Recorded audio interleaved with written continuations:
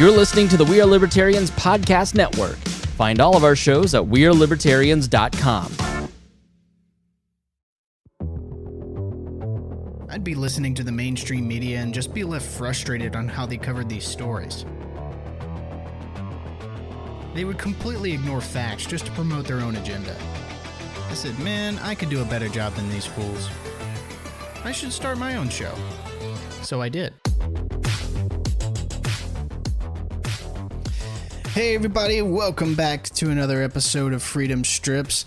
I'm going to start to adopt the tag off topic for these episodes just because I think it's a little bit, it kind of captures the conversations on these episodes here. I've got Jason Robinson back again. You may have heard him in a past episode. Our last one was about space. I really enjoyed that one. And I got some comments on that one as well. That was a fun one to listen to. And that's always a topic that's pretty interesting to... Yeah, if you don't like talking about or hearing about space... what are you even doing Just here? don't talk to me. Yeah.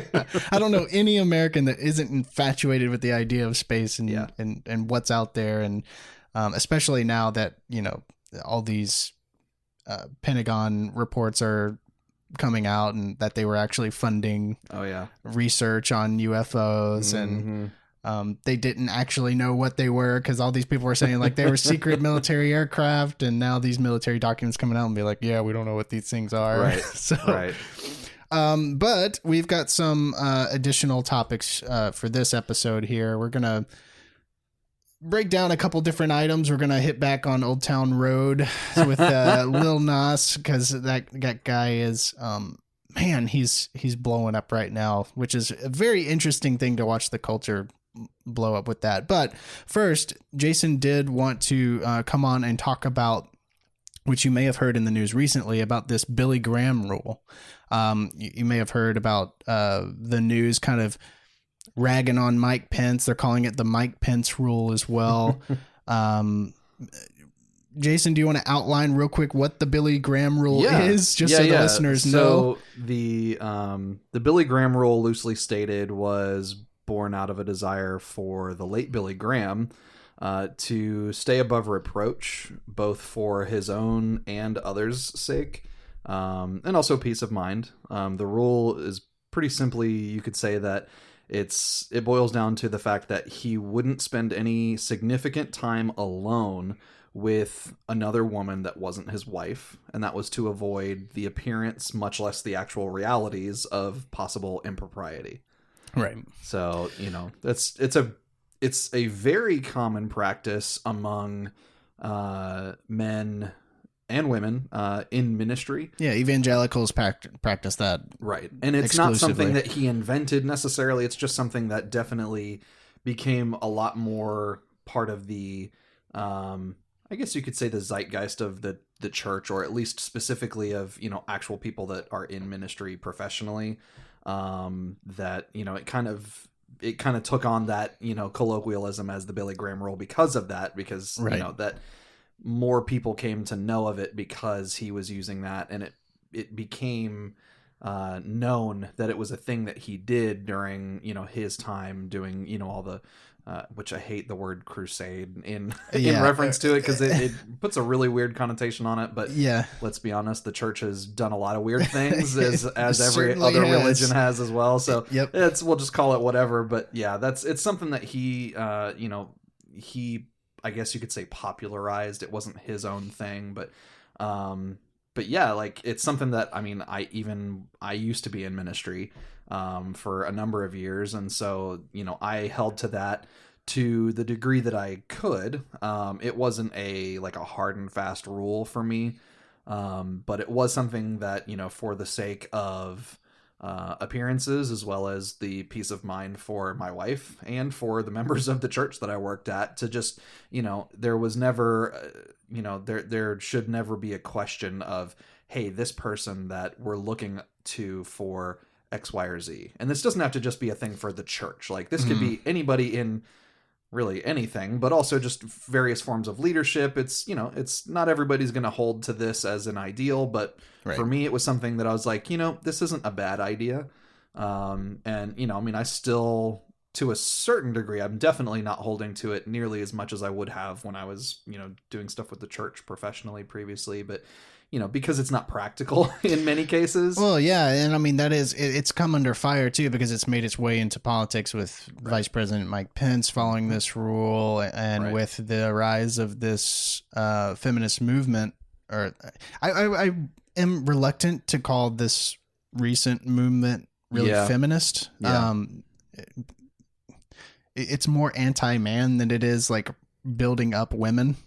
Yeah, in a way. Even to even think of it in the positive spin of it, the more recent trend of kind of, as you were saying, like it's not really feministic, but the more recent trend of similar things like this coming to light, which we'll talk about here in a moment, is more equality, which I know is the core and the basis of feminism, right? Which everyone can get behind, right? Which as a language buff, I hate the word feminism anyway because of the last 3-4 letters.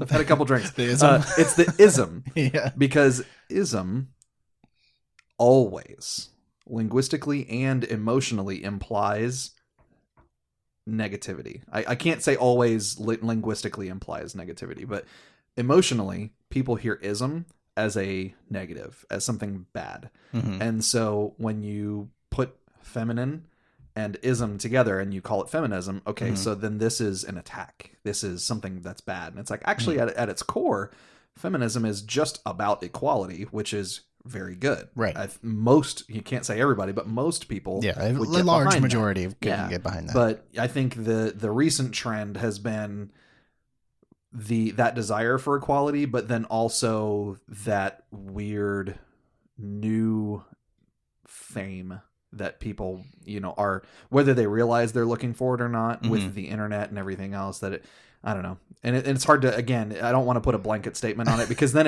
I'm hearing what I'm saying and, your listeners are going to think, oh, this Robinson guy, and I think he hates women and women in power. It's absolutely not. My woman's a powerful woman. Well, that's the thing too, is we did try to convince both of our wives to come on the podcast with us to discuss this, but they were having none of it. So and they said no and closed the door in our face. Yeah, they were having none of it. My wife especially was just like, I don't want to talk into a microphone. I don't know. That doesn't sound fun to me. Yeah. So, but I am going to have Ashley on to discuss at some point.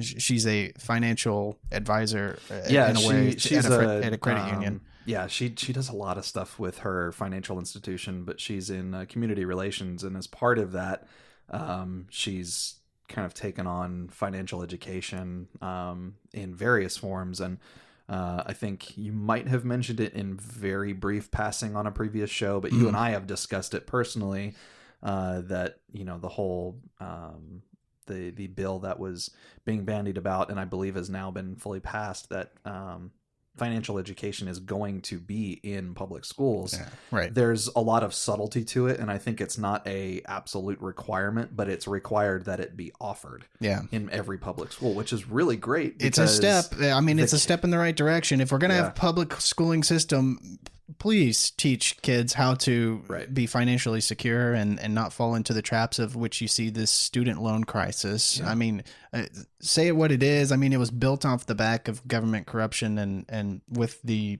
educational system for these government-backed loans.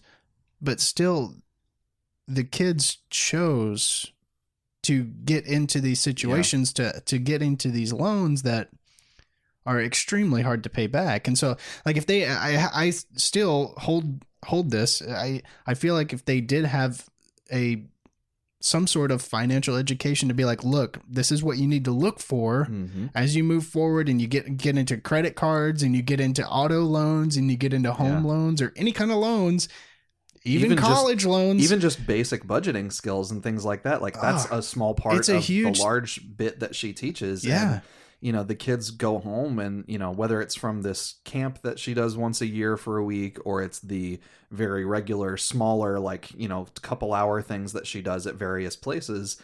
I mean, these kids walk away and, it's overselling it to say that their world is rocked, but, to put a phrase on it, I mean, they're very blown away by, the information that they've been given, and, they're learning about they're putting, she'll put them through some role play sessions of, here's your bills, and it's, half a dozen different bills. And then here's your job, and it's a bunch of different jobs, and they randomly select people to have different jobs. And then here's your life circumstances. And like, one person has a kid. One person has, a family member that's fallen ill. One person has nothing wrong in their life. And it's all these different things. And it's a really cool, exercise to show kids that, this is a lot more complex and subtle than you think when you just see your parent or guardian, paying the bills. It's like, that's actually a scary thing for a lot of people. Yeah, it's far more important than some of the crap they teach in there anyway. Right. I mean, like, this is your future that you're dealing with. I'd rather they learn financial security and basic budgeting skills than try to figure out the new Common Core math formulas that make no sense weird, to me crazy whatsoever. way. Yeah, exactly. But I am gonna have Ashley on for an episode, because I think it'd be super interesting to talk to her about what she's doing in the local communities for financial education. And then, with this new step on financial education finally being offered in schools, I mean, that's a step in the right direction there. But to kind of tie back into this Billy Graham rule, I mean,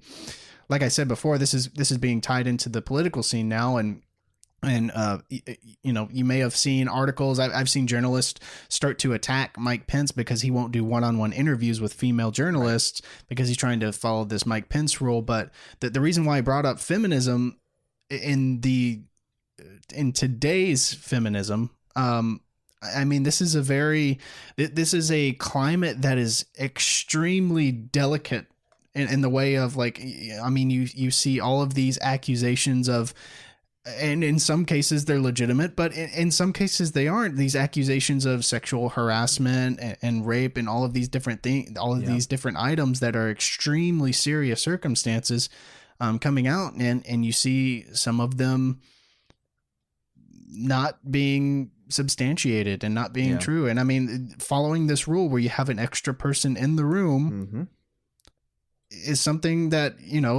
some people make fun of, like these female journalists for CNN and MSNBC saying that, like, oh, this what they'll say is this rule is you're trying to say that you're trying to protect your marriage because you don't want to be enticed by another woman or something like that. But they're saying that I'm trying to protect my marriage. Well, they're saying, like, you're saying your marriage vows are so flimsy that you can't even sit into a room with one other woman and not be wooed and away from your marriage. But it's not all about that. I mean, especially, I mean, you can make the argument, especially nowadays, when all of this stuff is coming out and all of these people are coming out with these accusations and to protect you, not only your marriage, but yourself in a situation where maybe someone does have a vendetta against you.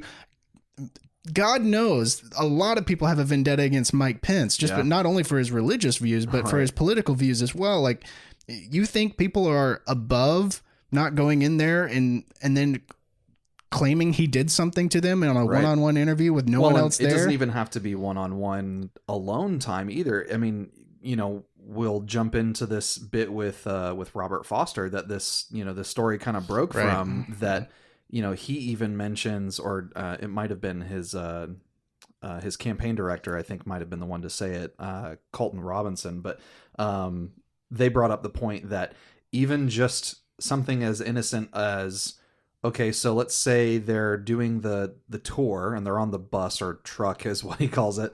And they get off the vehicle together and they're just sharing a moment just before, she leaves to go do whatever. Paparazzi or whatever you want to call it. Somebody could take a photo and without context, a photo of a man and a woman standing next to each other smiling, like not even anything that's altogether intimate. And I don't mean like sexy intimate, but just like, a hug or a close embrace, or a side hug or whatever. Or a hair sniff, a Joe Biden hair sniff. Oh no. But like, even something that's completely innocent taken completely without context can be absolutely misrepresented. Well, that's the media's job is to create headlines and blew things out of proportion. Absolutely. Yeah. So kind of jumping into this. So Mississippi Representative Robert Foster, who is currently a governor hopeful, this story kind of revolves around him, and it kind of dovetails in with the Mike Pence stuff.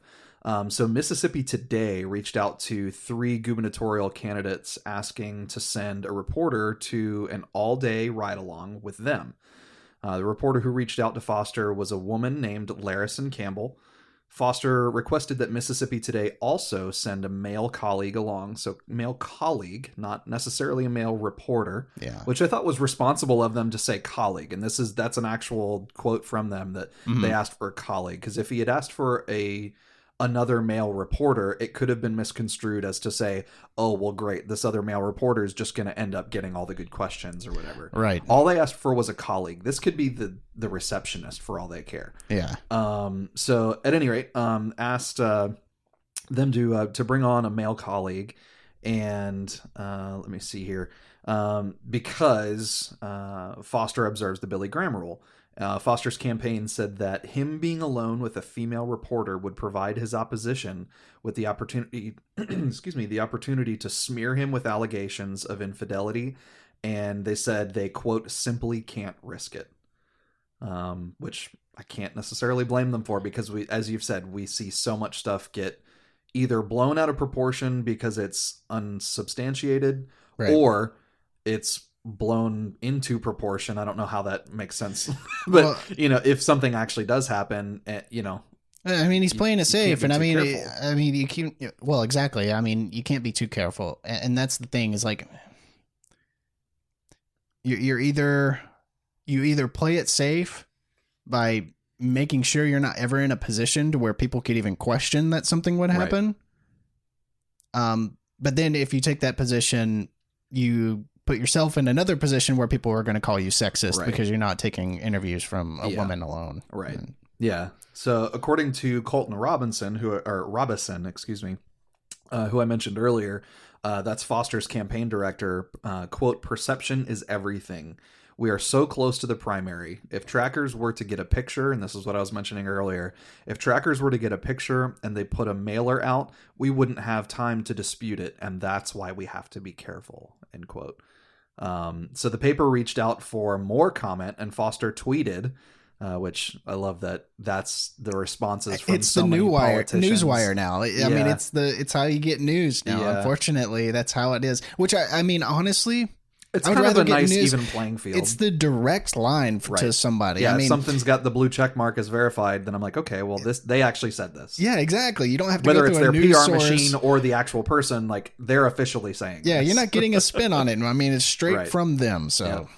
But yeah, so the paper reached out for comment. Foster tweeted, quote, "As I anticipated, the liberal left lost their minds over the fact that I chose not to be alone with another woman.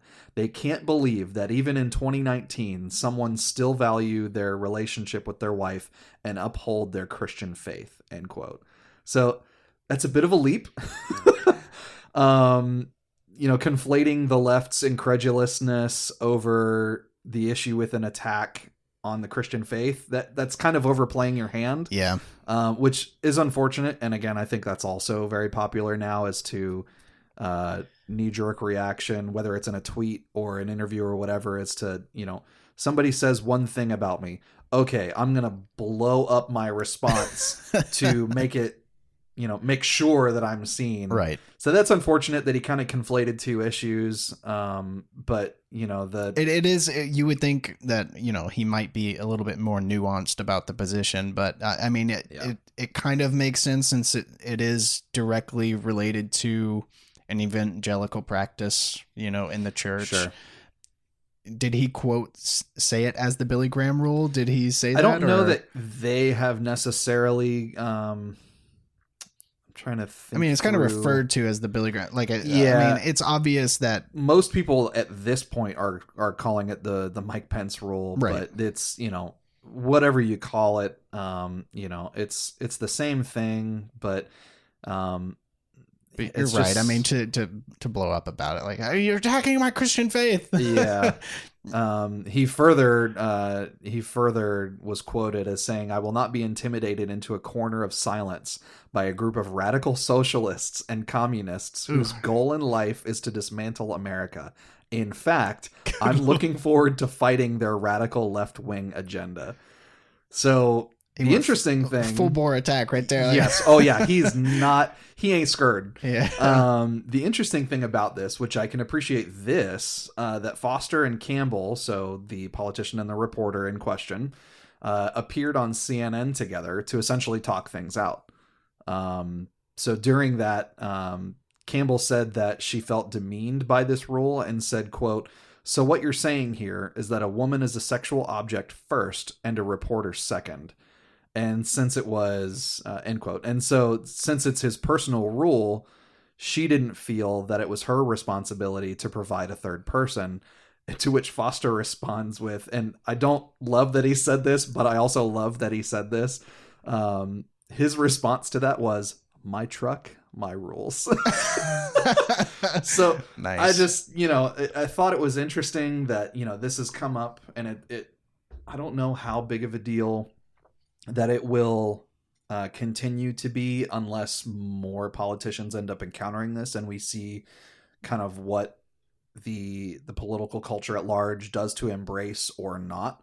Not necessarily just this rule, but this conversation that, okay, so if I, as a politician, hold to this, I'm saying, okay, male colleague in the room, do we think that it's appropriate that the reporter or the paper or, e-zine or whatever, media outlet it is, should they have to provide that person? As me having the rule and having it be my conviction, should I just, if it's me, I would provide a staffer. Right. I would have probably at least one more guy and one more woman in the room, because there's also all these weird connotations. Okay, so if I have another guy in the room, well, then it's two guys and one girl, and what happened there? And if it's two ladies, well, then it's like, it's two ladies and this one. This conversation gets so stupid so fast because people they'll turn the issue of a person having a conviction, to essentially, and this is how I always refer to it, as just being above reproach, and that's a little bit more of a faith tenet for sure, but I mean, it's applicable across the board. That's the idea at large here is, I don't want to put myself in a situation where I'm, spending a significant time alone with another woman. One, because I know that there's going to be questions from my wife, but then also because of what we're seeing play out in the news in so many unfortunate scenarios, whether things have happened or not. And unfortunately, in most cases, they have happened, that, to avoid all that to begin with, just have some extra folks in the room. Right. I mean, this is, in today's day and age, at the political temperature and the political climate that we're in today. Yeah. Like, it's hard to argue against this practice. Mm-hmm. I mean, why would you not have extra people in the room? I mean, you can tout like sexism and like what did that lady say? You're seeing women as a sexual object first and a journalist second. No, like we live in a political climate today where, especially if you're like running for office or anything like that, it is completely within the ballpark of ideas that someone would pull a stunt. Yeah. Just to, I mean, think about it however you will, but the Kavanaugh hearing showed us everything you need to know about the limits and how far the opposition will reach to just smear your name with accusations alone. Yeah. I mean, we're not even getting into completely devoid of validity or not. Yeah, exactly. Like, before anything even goes to court or any kind of justice system, accusation alone. So it is extremely hard to argue against this practice from that point, in my opinion. I mean, I don't see anything wrong with it. with the people on the left screaming sexism and racism, they've been doing that for the last decade. So, I mean, those words are starting, unfortunately, those words are starting to have less and less power associated to them. Yeah. Unfortunately, as you're saying, those and other terms are becoming the new, what's weird is they're almost becoming a badge of honor, because like if you get those leveled at you by someone on the left, it's almost like it means they're paying attention to you. Well, it means they're paying attention to you, but they're, people wear that as a badge of honor, being like, look, I got you to a point where you're using emotion alone, and so you start throwing labels at me. And so that's why I'm upset about like how all of this has come into play. People are attacking this guy for simply hedging his bets in a safe way. He's not barring this woman from coming and giving him interviews. He's just wanting an extra person in there. Right. I don't see a problem with it, honestly. Like, I mean, you can have deals with it, but to call someone sexist because of that. Yeah. And it's a little sad. And again, in most situations, I try to find the middle ground. I find myself to be a fairly compromising person, but it's sad to me that she took it to that place where, so you're telling me you see women as a sexual object first, and then in her case, a reporter second. It's like, no, I'm seeing you as a human first. Yeah. There's or potentially a political pawn to be the end of me. It just, the whole situation is fraught, and it's unfortunate that in the climate of 2019 we're even talking about it. And there's nothing new about it, because I mean, there's been, possible sex scandals and things like that. I mean, since before presidents in the United States were even a thing, but we're never going to get away from it. But it's sad that, a gubernatorial hopeful, like, that's in the big picture, that's small fish. But even in that stage of politics, that that is the conversation we're having to have there. It's like, I'm just trying to make sure that I'm holding to what I'm holding to. I'm respecting my wife. I'm this, I'm that. I'm doing these things that are not bad things, and then it becomes, so because you think this, that means that you think less of me. No, it just means that I think this. That's all it is. Right. Yeah. That's the, I don't know. You've heard of like, the NPCs, the NPC meme. Have you seen that?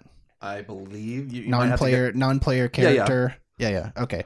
All right. That's associated. Like, that's a meme that kind of makes fun of, I've seen it make fun of both sides, but it's just essentially like, you're not thinking for yourself. You're just executing, like, regurgitating lines that you've heard before. So like one of the .exes that they run, one of the .exes, the executables that they run, is just like, you make a statement, right? And I think I heard Michael Malice talk about this. He was like, one of the .exes they run is you say a phrase, right? And you say something, and then what they'll do is they'll respond and they'll say, so you're saying this.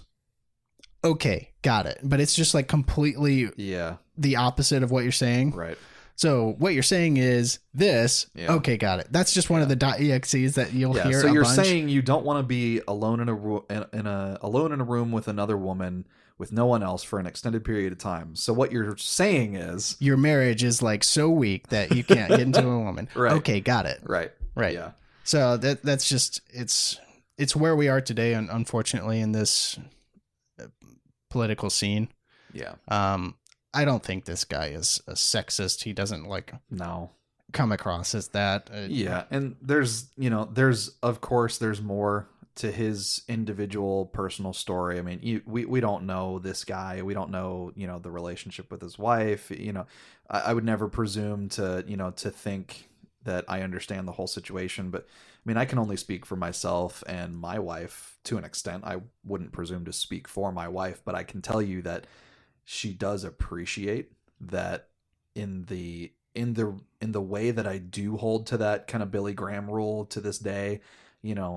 like I said, it's not always practical, and it's not like I'm, coming on the air and saying like I am never alone with another woman that's not my wife. That's unrealistic, right? I mean, if we were hanging part out, of a marriage is trust, right? Like if we were hanging out and you had to stay here at the house, and Ashley had to stay here at the house, and I had to run to Publix with your wife to go grab something, like, like I'd have to call a colleague and right. be like, hey, can you get stuff right, out of the house? Right. Like this, just life is going to happen. Yeah. But, in essence, it's I such do a what silly I can, thing. Like I don't go out to lunch with only one female coworker, right. or, whatever, when it can be helped, unless it's a business meeting that has to happen. It's, I don't know. I think it's unfortunately been sensationalized first by one side, and then reaction wise from Foster himself by conflating those two issues. Yes. This wasn't an attack on your faith, it was an attack on you. Right. And by reacting the way that he did, now it's only stirred the pot even more. Yeah. That's just how things are done now. Yeah. You're totally right about it being sensationalized. And since this is kind of a segue here. So talking about things that are sensationalized in our culture, this Lil Nas news. So I'm sure you guys have heard the song Old Town Road. It kind of blew up out of nowhere. We talked about it on one of our last podcasts together. I think it was 2 episodes ago. It was a little while ago, yeah. Yeah, or 2 two of these episodes. Of you and I's episodes. Yeah, 2 of these episodes ago. But we kind of talked about the background of that song and how funny it was for this thing to blow up. Mm-hmm. He's released like several remixes now, so he's like they're milking this thing. It's the summer of Old Town Road remixes, man. It's good days. This day will go down in history. But they brought on the Walmart Yodel Kid. It's so good, man. Yeah, this most recent remix with Young Thug and Mason Ramsey. Mason Ramsey, that's his name. I was trying to think of the kid's name. It's funny, man, because I even appreciate the album artwork that he puts out for each song. It slightly changes with each remix. That the very first one, which we'll kind of do like the redux on Old Town Road. The first one was just him, and obviously the guy that made the beat, but it was really just him. Yep. So it was a singular Black Stallion. Then when he remixed it with what I consider, and I think most people probably consider the quote real song at this point, was when he brought on Billy Ray Cyrus. He had a chestnut horse and still the Black Stallion of himself. And then from then on, each succeeding remix has had different horses on the cover. Yeah. And it's brilliant because it's so simple, but it's just kind of a fun little nod. And so he did a remix with Diplo, who's an electronic artist, and his was a white horse, which is very funny to me. And then now this most recent one is the black horse, the chestnut horse, and then Diplo's not on this one, but with Young Thug and Mason Ramsey, Young Thug started a label. I forget what it was called now. It's going to kill me. I was looking at it earlier, but I think it's like Young Slime something. Because one of them YSL, and there's like a couple competing definitions that some people say it's Young Stoner Living or Life, and then the one that is more commonly associated with it is Young Slime for the S. And so the reason that people are more commonly associating it with this is because Young Thug uses the color green, and of course, in the rap world that could mean some other obvious solution, but there's also slime illusions in some of their visuals that they use for the label. So that's what we'll just run with. But his horse is this like bright slime neon green horse. Yeah. And then the horse for Mason Ramsey is a little white horse. And it's so, dare I say, cute, but it's just hilarious. Yeah, the cover. Really now funny. There's like 4 horses on the cover, and it's just getting funnier every single time. It is. And it's just like even when the first song was released, well, the Billy Ray Cyrus version, it was like I went to YouTube and looked at it, and like the first comment was, It was just a guy asking, did racism just get solved?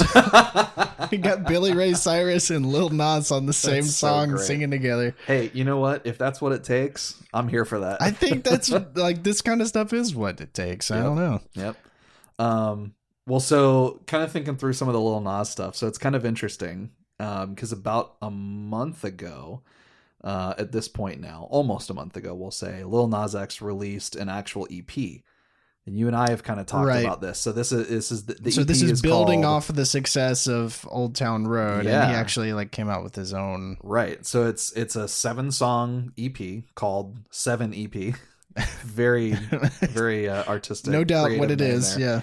Yeah. And for me, it's kind of, and we talked about this earlier that, music is extremely subjective. And so that I'll only speak for myself on this part, but it's kind of showcasing his obvious desire and honestly his capability to kind of use his ironic and memeified version of fame that he's accumulated up to this point to use that as a springboard into an actual music career. Yeah. And there's actually like on this EP, there's actually some pretty good beats. There's a couple tracks that have surprisingly thoughtful lyrics. Mm-hmm. Kind of sprinkled into the trap stuff that's there typically, along with some decent collaborative artists as well. I mean, he's, it very much is like each song is very unique. Yes. It's not like, what's going to happen next on the next song. Yeah. So he had that EP release, and then last week, the new remix that we were just talking about, came out. So it's just kind of, proving that he might be trying to start a real career, but that he knows how to keep a spotlight on himself and keep us listening. Yeah, this is something that's been impressive as I've I don't really follow him, but I mean, I see him pop up in the headlines more and more. I mean, you see him with like this new remix. He released his EP, his original song that he came out with that blew up. It's just like, he's doing a pretty good job at like spacing out his releases the way he's done. It's about once a month, or it's about once a month plus or minus a week or so. Yeah. And it's with just enough time. The short amount of the short term memory of everybody, especially in this day and age with the internet, and especially with streaming music. I mean, you talk about short attention span. Like, we don't even download albums or purchase them anymore. We just pay a subscription exactly. And then go, I'll listen to this. No, I'm good. I'll listen to this. So to have instead. a name pop up, like especially a big one that kind of blows up, you want to kind of have that name brought up several times to kind of lock that into someone's head to make them remember, because they're not going to remember your name from just one thing. Right. Most people won't. So the way he spaced it out is like, obviously he's got a team or whoever he signed with knows how to Columbia, I believe. Columbia. I think that if I'm remembering correctly, I believe that's who he signed to. Whoever is running that and knows exactly how to space this out to get him, because what they're wanting to do is obviously like build up so his name. Right. And then when he does and actually releases a real album instead of just some EPs, then people will tune in for that. Right. Yep. So while all this is hilarious and pretty fun, this part of the conversation up to now is actually just kind of playing catch up to what I wanted to talk to you, Keaton, about. Okay. So this is the news that I saw this week, and I'm hoping this is a surprise that I'm telling you for the first time. Who would you love to see? Who would you love to see the next collaborative artist be? With Lil Nas? Yeah. For an Old Town remix specifically. For an Old Town remix. Mm-hmm. Let's see. He's had Billy Ray. He's brought in Young Thug and Mason. So he hasn't really branched out into any other. He's hit country and hip hop. Mm-hmm. He hasn't hit another genre.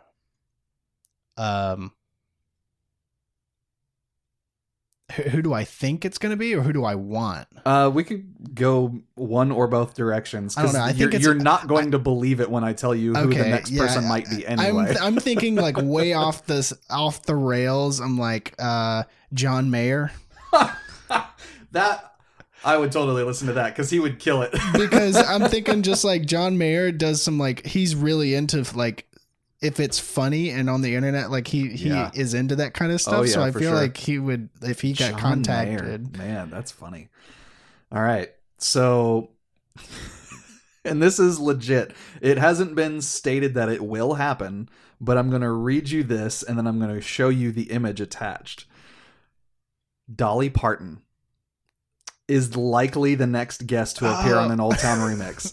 Dolly Parton. Oh my God. So in a tweet, Lil Nas X asked his followers if he thought he could get Dolly Parton and Megan Thee Stallion, or The Stallion. There's 2 E's in the here. I have no idea who this person is.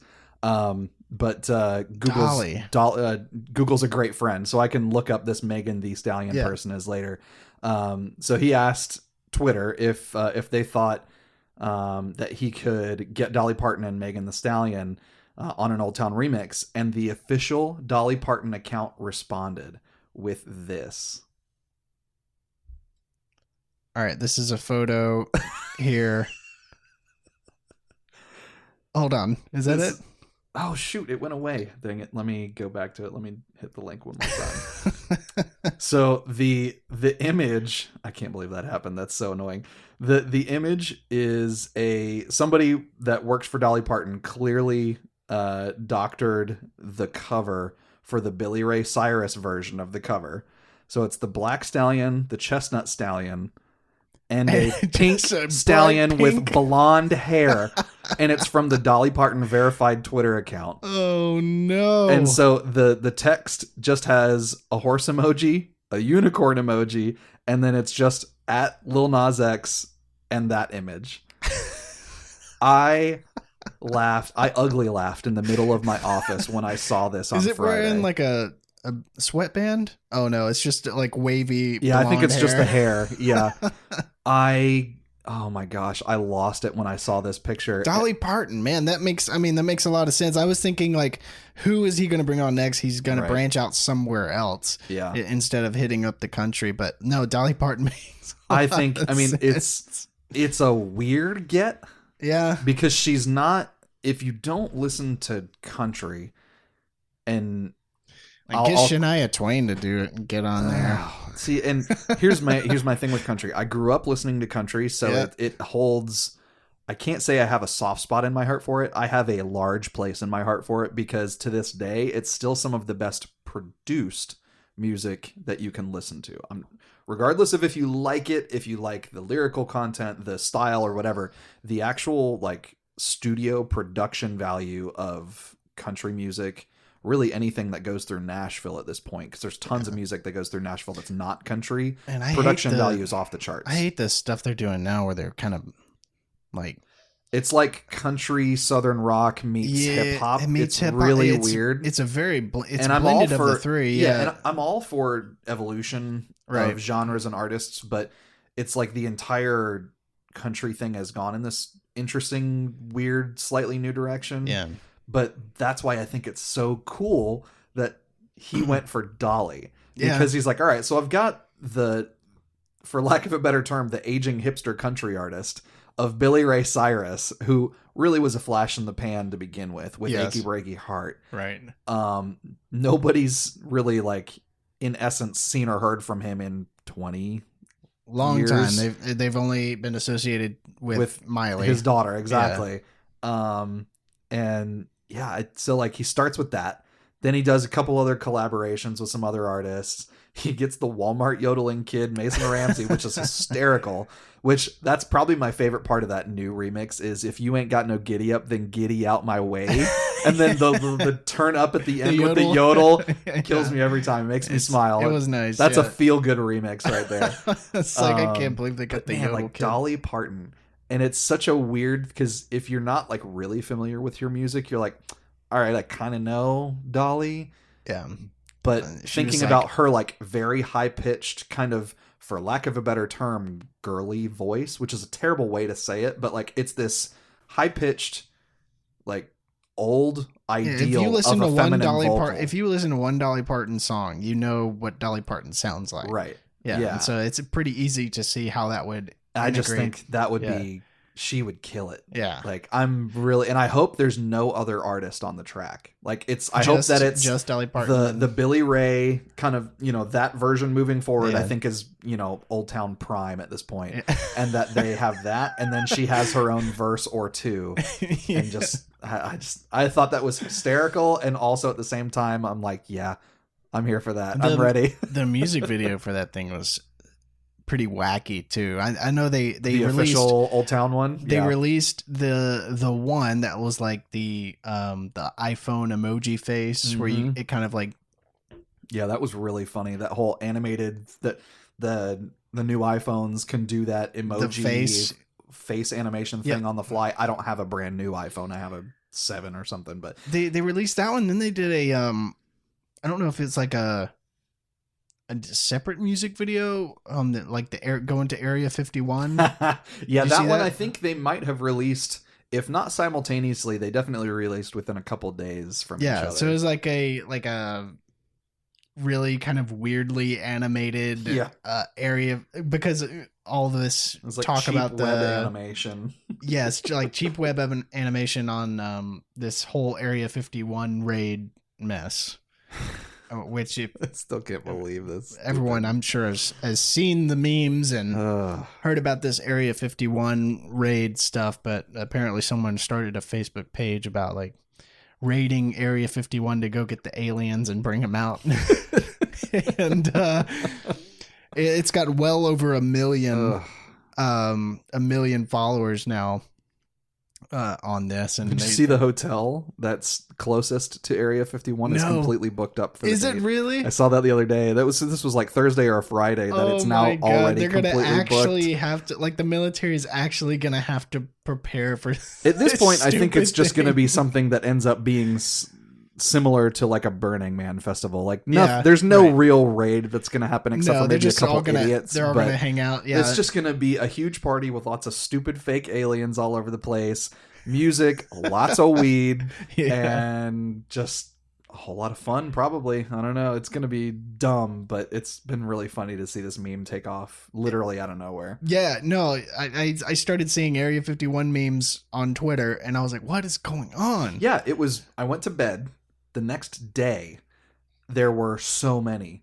And clearly it happened, either overnight or in, throughout the previous day, but I had not seen a single one. And then all my social feeds were full of them. Usually it's like you see, like, let's talk about like the Italian hand gesture meme that was like in 2017, I think. Yep. That one like slowly built like most memes do. This one was 0 to full throttle. Yes.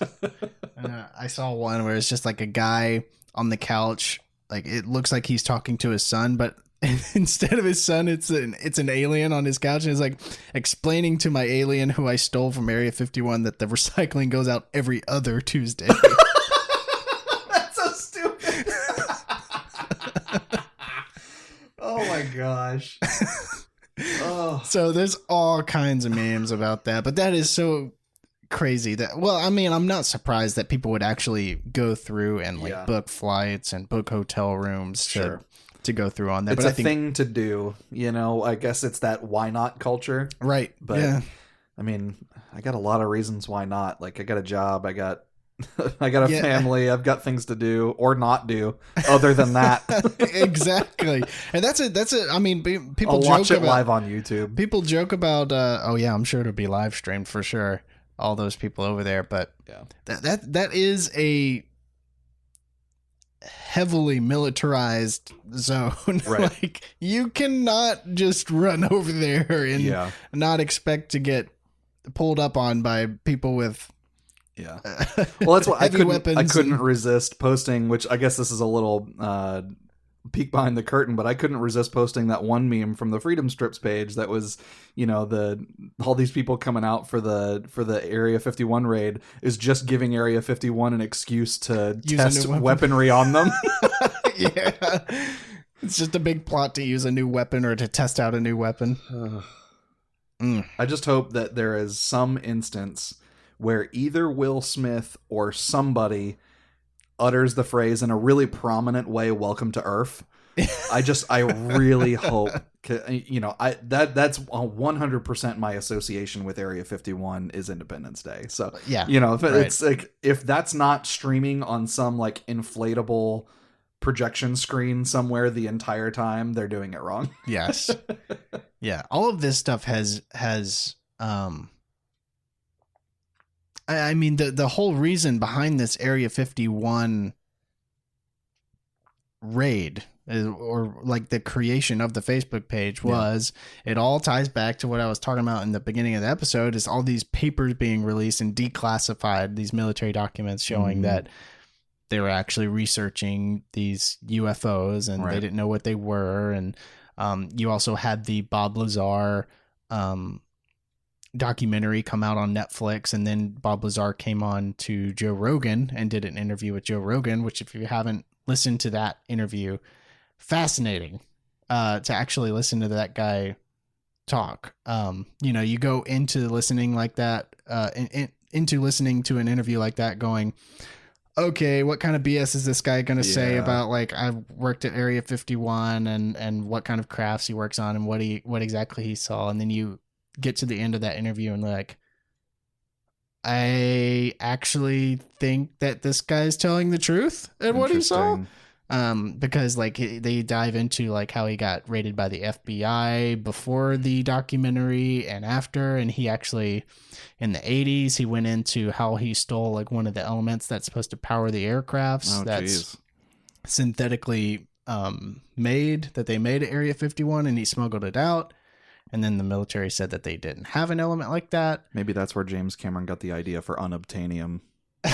Yeah, maybe so. The worst named plot device ever. We can't obtain it, so it's unobtainium. What do we call this substance that we just can't find? That is a terrible name. Can we obtain more of it? No, it's unobtainable. No, got it. Unobtainium. God. That's a whole other rabbit trail. Did you see Avengers passed Avatar as the #1 grossing film of all time? Did it? The last I saw, even with the whole re-release of the movie strategy, which was purely, they still hadn't done it. So they've done it now? They've done it officially. And the whole reason, like, they can say that they're like re-releasing it for like new scenes and all that, but it was to overtake the #1 spot is what it was for. Right. And people were glad to go see it again and pay money again to go put them over that. On one hand, I would love to see that movie in the theater again, even if not for the new, 6 minutes of footage or 3 minutes, whatever it was. Yeah, I think it was 3 minutes or something stupid. Whatever it was. Even if that didn't exist in this re-release, just to see it again, I'd love to see it, but I'm not going to spend the kind of money to go see a movie in the theater. It's so expensive for a 3-hour-long film. Right. I love the Lord of the Rings trilogy films, so I love long movies. I just don't know if I have it in me to sit in a movie theater for that long, more than maybe twice. And I mean, the only reason I saw the Lord of the Rings films multiple times, each one of them in the theater, but I'm a huge Tolkien fan. I have been since I was a kid. So that was a little different. You know, if somebody's super into the Marvel comics, that's totally going to work for them. But yeah, I looked at my wife and I was like, do you want to go see? She's like, no, we're just going to watch this. We already pre-ordered it online. We'll have the digital copy the day it's released. Right. We'll watch it then. I'm like, yeah, that works for me. And more and more things are like, which it actually makes me, I don't think the movie theater business is going anywhere, but more and more things are coming to your home, especially with these like series that they're developing at Netflix, at Amazon, especially with this Disney service that's coming out. They've got all of these like first class, really well done, well produced shows coming to your home. And I've said for a long time, I really wish, and it's one of those like, it's just crazy enough to work sort of things, but it's also just crazy enough for executives to not take a risk on it, that I would love to see most, if not all, major release films day and date release theatrically and digitally for home renting or purchasing or whatever. Because, let's say, whatever, what's the movie I want to see right now? Spider-Man, the new Spider-Man. I haven't seen it yet. Yeah, I haven't. And if it had released day and date the same day that it released in the theater, we would have rented it that night. Right. Like it would have been already downloaded or ready to be streamed to my Xbox at home. And as soon as my wife got home, we would have had a little bit of dinner and we would have sat down, turned up the volume, turned off the lights, and watched it. Because I'm the way my life is set up, and it's not like I'm a weird case scenario. I think most people, or at least a lot of people, would have similar opinions.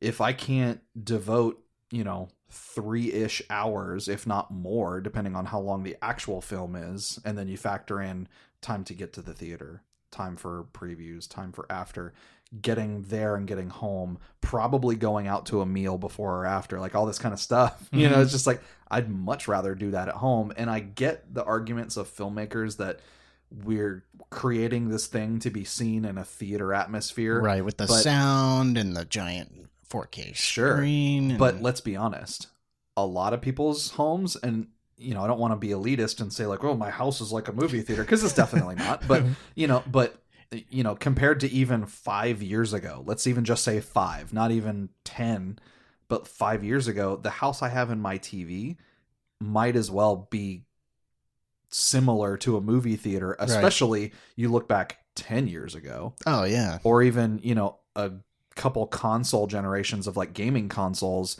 Like when the Xbox 360 came out, tube TVs. 720p was a revolution. Yeah. And now almost every TV you can buy at a major retailer is 4K. Yep. Like, and 4K is getting super cheap now, so they're going into 8K. That might as well be a movie theater as long as you have a halfway decent audio system. Right. And I'm even just talking stereo speakers. As long as they're not blown out and sound like garbage. Right. I'm taking in your film in the way that I want to. Yeah. Let me do that. I think more people would pay. I think people would be happy to pay exactly which it's expensive to go see a movie. So yeah, I think people would pay those prices just to see it in their home. Yeah. So I don't think you would lose revenue. Yep. I think you might actually increase revenue. Yeah. Right off the bat, essentially. Mm-hmm. If not, I mean, I don't think people would be against paying a little extra to just see it in the comfort of their own home. Yeah. I don't know. Yep. That's me, but I don't think... Even if it was only able to be rented, like while a movie's in theaters. So let's say Spider-Man is the example. Spider-Man comes out in the theaters. Until it's out of theaters, you can only digitally rent it. I'd pay for it. The typical rental fee for most digital outlets is like $4.99, $3.99 for HD. A little more if you go UHD, a little less if you go SD, which Lord help nobody renting knows if anything in standard, but yeah, some people have to, I'm sure. But I'd pay $5 to see that at home and not have to go to the theater, and know that probably 4 out of the $4.99 went directly to the studio that made that movie, and maybe the 99 cents went to the platform that I'm renting it from, because of course they're getting a cut. Yeah. Even if it was like $2 out of the $4.99. Yeah. They're getting that money. And then if I really liked that movie, I didn't have to spend almost $20 a person these days.